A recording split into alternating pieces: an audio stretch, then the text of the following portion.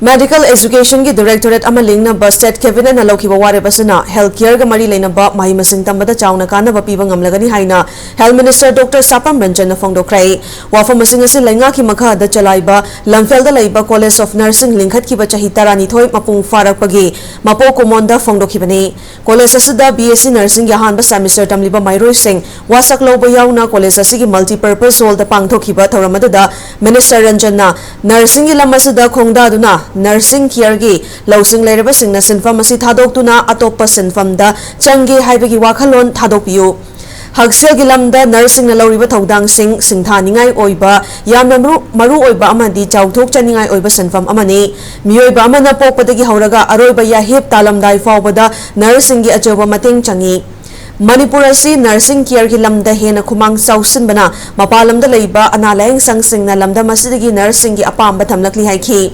Minister asana makadana state asada hidak mana ki pothok sing sizinabagi chang nongmagi hengalakli ba asi thinghaudrabadi chahi kharagi matungda chawna mangzabalakani maru oina nupi oibi singna hidak mana ki polam sing sizinabana angang oiba ngamdabagi chang wanghanbagi report leire isa na wakhal taduna afaba khunai ama puraknaba puna hona minasi haiki Tharamadada Health Director Dr. K.A. Sasikumar amadi College of Nursing Principal Dr. N. Surbalana Sarukyaki A very important profession and a very noble one. Nurses are the first one to be there when a person's last breath is taken.